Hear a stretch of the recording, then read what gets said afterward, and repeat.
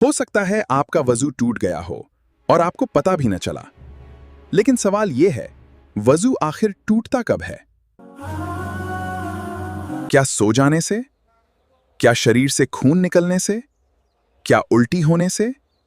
क्या हंसने से? ए ईमान वालो, इस्लाम में पूरे पूरे दाखिल हो जाओ और शैतान के कदमों पर ना चलो, बेशक वो तुम्हारा खुला दुश्मन है।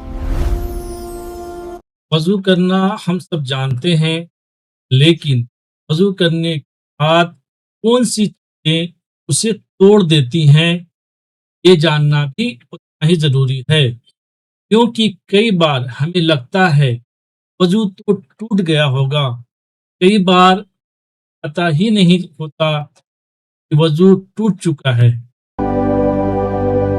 कुरान में अल्लाह ताला ने सूरह अल माइदा की आयत में वज़ू का हुक्म बयान किया है और इसी आयत में पेशाब खाने की हालत बाद पाकीज़गी की तरफ लौटने का जिक्र है। यानी वज़ू सिर्फ एक रूटीन नहीं, इबादत से पहले पाकीज़गी का अहम हिस्सा है। अब जरा अपनी रोजमर्रा की जिंदगी सोचिए। आपने वजू किया, फिर थोड़ी देर बाद नींद आने लगी। आप दीवार का सहारा लेकर बैठ गए और वहीं आंख लग गई। या फिर शरीर के किसी हिस्से पर चोट लगी, खून निकला और आपने देखा कि खून बह भी गया। क्या अब वजू दोबारा करना होगा? और अगर मुंह भरकर उल्टी हो जाए? और नमाज के अंदर अगर किसी बात पर इतनी जोर से हंसी आ गई कि आवाज निकल गई, तो सिर्फ नमाज पर असर होगा या वजू पर भी? और अगर कान बेहोश हो जाए या ऐसा दौरा पड़े कि होश और समझ की हालत ही ना रहे, क्या पहले वाला वजू रहेगा? इन 8 बातों में से कुछ ऐसी हैं जिन्हें लोग जानते हैं लेकिन उनकी सही कंडीशन नहीं जानते, और यही छोटी सी गलती कंफ्यूजन पैदा करती है। तो चलिए अब एक एक करके सही बात समझते हैं। पहली बात, बिल्कुल बेसिक, पेशाब या पैखाना हो जाना। इनमें से कोई भी चीज हो जाए तो वजू टूट जाता है। दूसरी चीज, हवा यानी रिह का पास होना। अगर हवा निकलने का यकीन हो जाए तो वजू टूट जाता है। तीसरी बात, नींद। लेकिन यहाँ एक बात बहुत ध्यान से समझिए, सिर्फ आंख लग जाना ही हर हालत में वजू टूटने का मतलब नहीं है। हनफी फिक्र में अगर कोई इस तरह सोए कि उसका पिछला हिस्सा मजबूती से जमा हुआ ना हो और सहारा हटाया जाए तो वो गिर जाए, तो ऐसी नींद से वजू टूट जाता है। चौथी बात, शरीर के किसी हिस्से से खून या पीप निकले और वो अपनी जगह से आगे बह जाए, तो हनफी के मुताबिक वजू टूट जाता है। यानी सिर्फ का दिखाई देना और खून का बह जाना दोनों को एक जैसा नहीं समझना चाहिए। पांचवी बात, मुंह भरकर उल्टी। अगर इतनी उल्टी हो कि उसे मुंह में रोकना मुश्किल हो तो हनफी फिक्र के मुताबिक वजू टूट जाता है। यानी हर छोटी सी उल्टी को मुंह भरकर उल्टी समझना सही नहीं। छठी बात, और ये सिर्फ नमाज के अंदर की खास सिचुएशन है।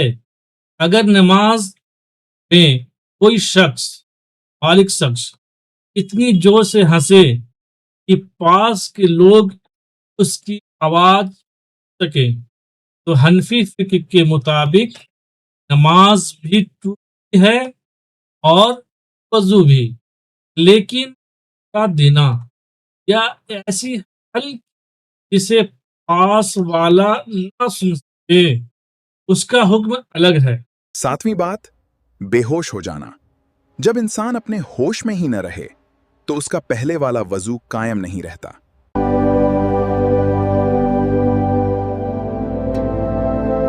और अब आठवीं और आखिरी बात, पागलपन या ऐसी हालत जिसमें इंसान की अक्ल और होश पर काबू ना रहे।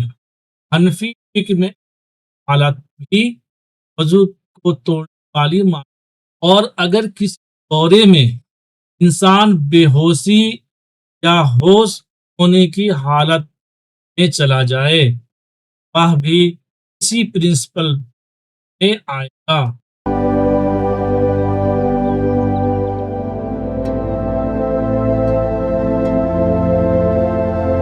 तो जल्दी से इन 8 बातों को दोहरा लेते हैं। पहली, पेशाब या पैखाना। नंबर 2, हवा यानी रीह का निकलना। नंबर 3, ऐसी नींद जिसमें शरीर का बैठना कायम ना रहे। नंबर 4, खून या पीप का अपनी जगह से बह जाना। नंबर 5, मुंह भरकर उल्टी। नंबर 6, नमाज में जोर से खिलखिलाकर। हाँ। नंबर 7, होश हो जाना। नंबर 8, पागलपन या होश और अकल के चले जाने की हालत। एक आखिरी और बहुत जरूरी बात, इन 8 बातों को हमने हनफी फिक्ह के मुताबिक समझा है। हर मसले की डिटेल एक ही हदीस में 8 पॉइंट्स की लिस्ट की तरह नहीं। वजू का हुक्म कुरान में है और उसकी डिटेल्स हमें सुन्नत और फिक्र के जरिए समझ में आती हैं।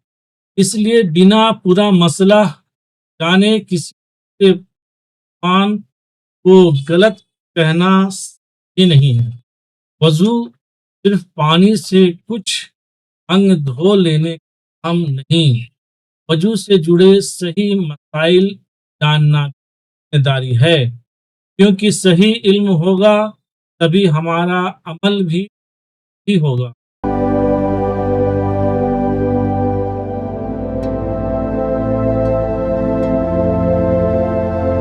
अगर आज आपको 8 में से कोई ऐसी बात नहीं पता चली हो जो आपको पहले मालूम नहीं थी, इस वीडियो को जरूर शेयर कीजिए।